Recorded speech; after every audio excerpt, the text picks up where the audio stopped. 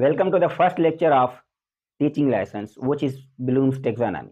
Although Bloom's taxonomy is not the first topic in our course, but I decided to move on to the Bloom's taxonomy because it's very important and used in other topics. So I decided to move on to Bloom's taxonomy first.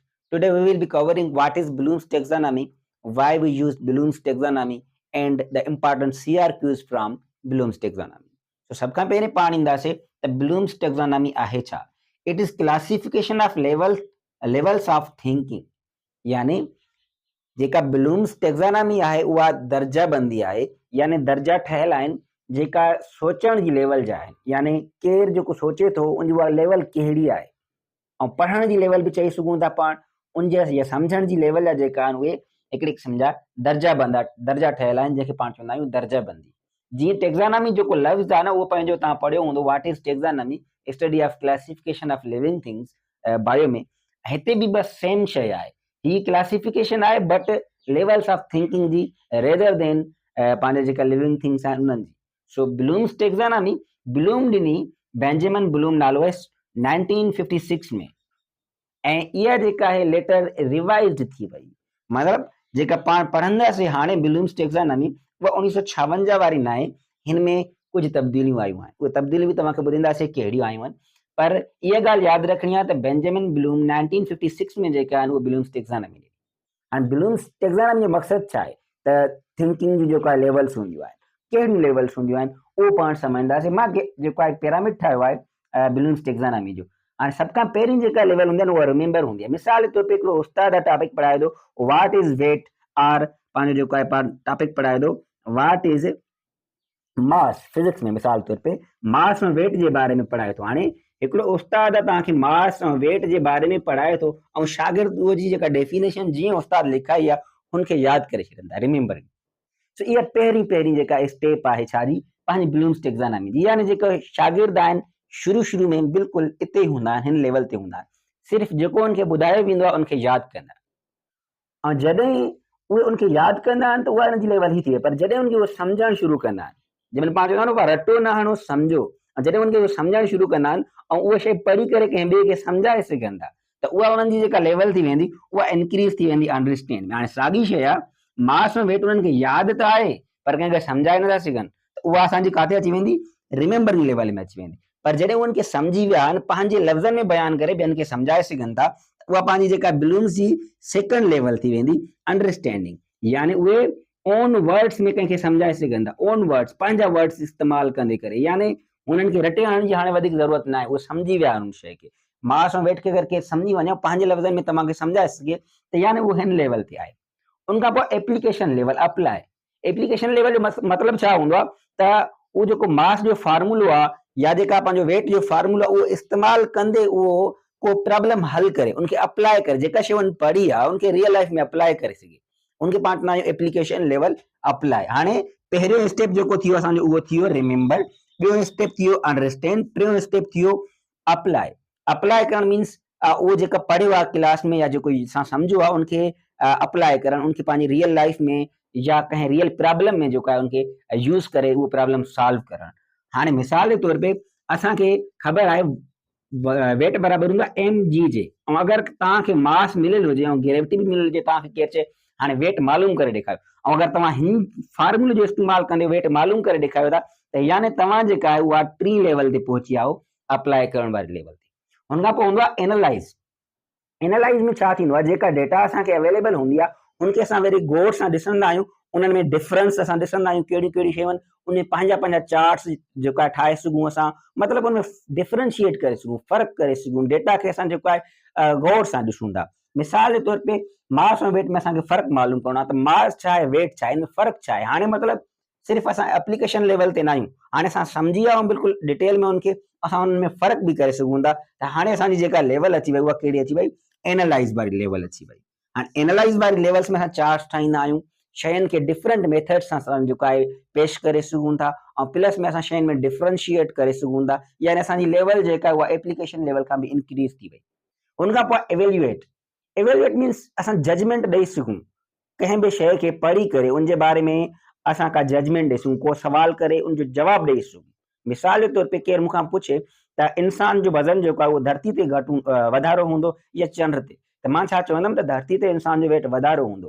पर जवाब judgement ईअं न आहे त जवाब ॾेई छॾिणो आहे। बसि धरती ते वधारो हूंदो। केरु पुछे छो वधारो हूंदो, असां हिन जो जवाब न ॾेई सघूं, पर असांखे जेको जवाबु ॾियणो आहे उहो लॉजिक सां ॾियणो आहे। सो असांखे जेका जजमेंट करणी आहे एवोल्यूएट में उहा लॉजिक सां करणी आहे। मिसाल जे तौर ते हाणे मां चवां त धरती ते वेट वधारो हूंदो, पर छो वधारो हूंदो? Because the gravity on earth is greater than gravity on moon. So हाणे मां छा कयो, हिकिड़ो जवाबु ॾिनो जंहिंमें लॉजिक हुई। सो उहो जेको जवाबु ॾेई सघे थो माण्हू या पंहिंजी जेका स्टेटमेंट आहे उनखे प्रूफ करे सघे थो, उहा लेवल जंहिं महिल अची वञे त उनखे पाण चवंदा आहियूं evaluate. And the last and final step जेका हूंदी आहे उहा हूंदी आहे क्रिएशन। का नई शइ ठाहे इंसान।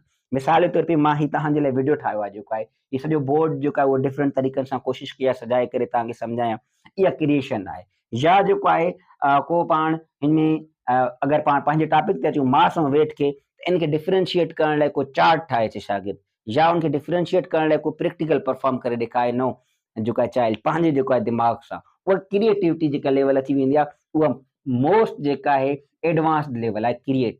यानी को बि शागिर्द जेको आहे उहो क्रिएट करे सघे कंहिं शइ खे, न्यू क्रिएशन जेका आहे न उहा ठाहे सघे। उहो लाज़िम न आहे पंहिंजी जेका आहे बिल्कुलु सफ़ा जेको आहे क्रिएशन जेका आहे पंहिंजी उहा बिल्कुलु नई हुजे, लाज़िम न आहे इहो।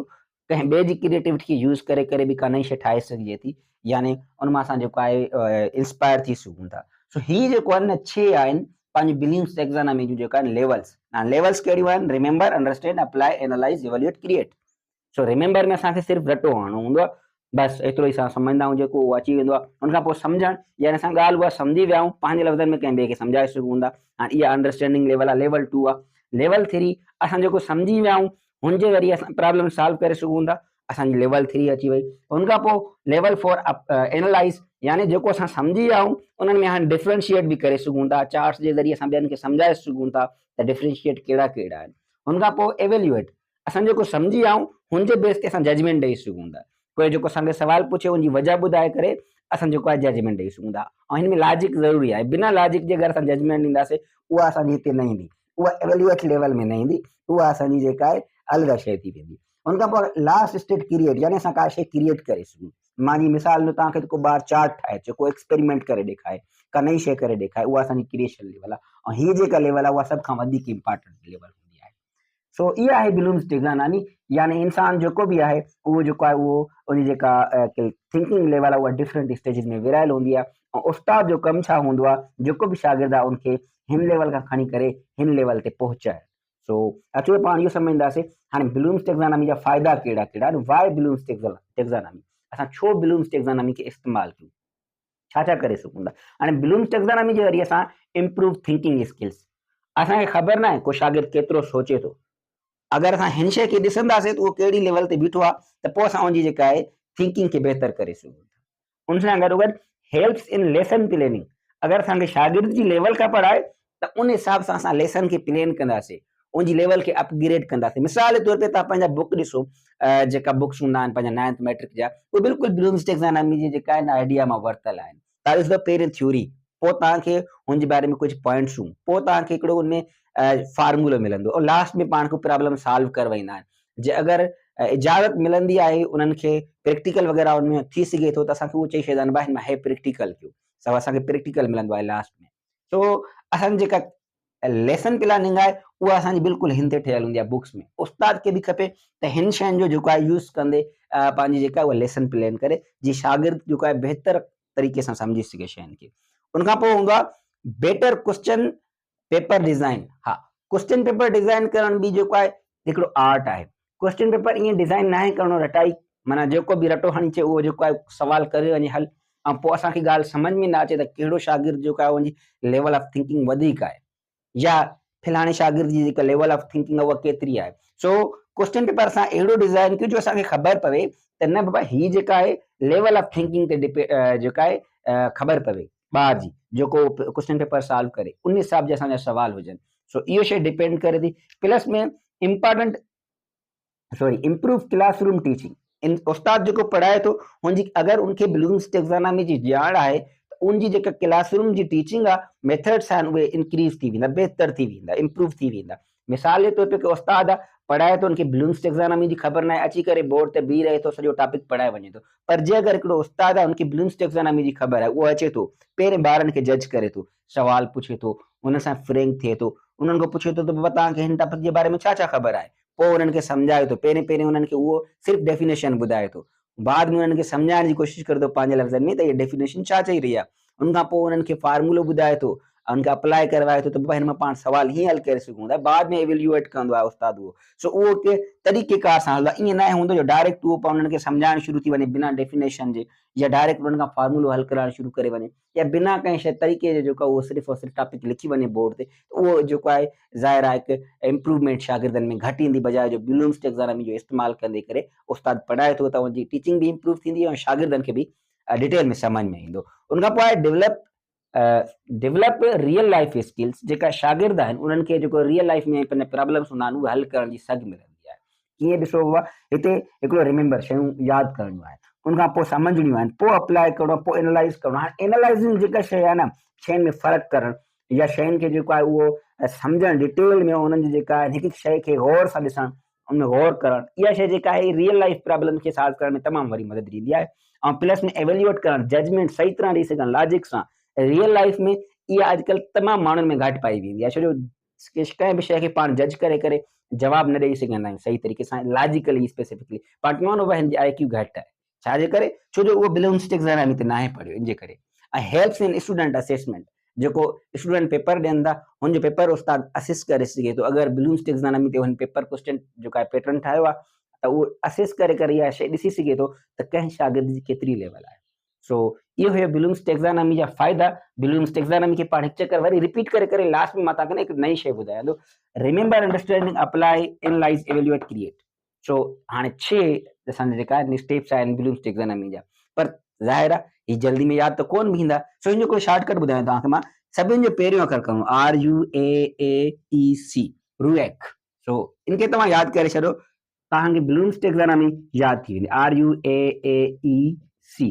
हाणे 6 लेटर्स आहिनि, रिमेंबर, अंडरस्टैंड, अप्लाई, जेको आहे सो हा अप्लाई, एनालाइज़ ऐं इवेल्यूएट ऐं क्रिएट। सो ही पंहिंजा जेका आहे 6 थी विया ब्लूम्स टेक्सोनॉमी जा स्टेप। सो ही शॉर्टकट आहे। हाणे तव्हांजे लाइ छा आहे, हाणे तव्हांखे छा हिन में समझ में आयो, छा समझ में न आयो, इहो तव्हांखे कमेंट ज़रूरु करिणो आहे। ऐं प्लस में तव्हांखे ही जेका आहिनि 3 मां CRQs लिखिया आहिनि, हिननि खे सॉल्व करिणो आहे, हिननि जो जवाबु लिखिणो आहे, क्रिटिकली पाण जेको आहे सोचे करे ऐं पोइ जवाबु लिखिणो आहे तव्हांखे। हिकिड़ो कंस्ट्रक्टेड रिस्पॉन्स जेको आहे क्वेश्चन्स आहिनि, तव्हांखे हिन जो जवाबु ॾियणो। हाणे हिन में छा आहे, how teacher can use Bloom's taxonomy while planning a lesson on force ज़ोर, टॉपिक आहे पंहिंजो जेको आहे फिजिक्स जो, हुन ते अगरि को पंहिंजो जेको आहे उस्ताद लेसन प्लान ठाहे थो त उहो कीअं जेको आहे ब्लूम्स टेक्सोनॉमी खे इस्तेमालु कंदे उन ते लेक्चर ठाहे। ऐं ॿियो आहे why create is considered the highest level in Bloom's taxonomy. Creation जेका आहे उनखे असां हाईएस्ट लेवल छो चऊं था, डिस्कस कयो critically. How can blooms taxonomy help in preparing competitive exams like STS। चए थो पंहिंजा जेका टीचिंग लाइसेंस आहे या अहिड़ा ॿिया जेका PhD JST या कॉम्पिटिटिव एग्ज़ाम्स जेका बि हूंदा आहिनि, हुननि जी तयारी में असांखे ब्लूम्स टेक्सोनॉमी कीअं मदद करे सघे थी, इन ते बि जेको आहे तव्हां डिस्कस कयो। सो ही 3 जेका आहिनि मां सिंपल CRQs लिखा आहिनि, वधीक जेको आहे इनशाला नोट्स में जंहिं महिल तव्हांखे ॾींदासीं त हर शइ जेको आहे कवर्ड हूंदी, डिटेल में कवर्ड हूंदी। फ्री नोट्स बि तव्हांखे तमामु जल्द जेको आहे वेबसाइट ते असां रखंदासीं, जीअं ठाहींदासीं। हाली जेको आहे तव्हां ही पंहिंजे जेका आहे नोट्स बि ठाहे सघो था असांजा लेक्चर्स ॾिसी करे। ऐं सब्सक्राइब कयो, दोस्तनि सां ज़रूरु शेयर कयो, ऐं प्लस में फॉलो लाज़मन कयो फेसबुक ते। Thank U very much.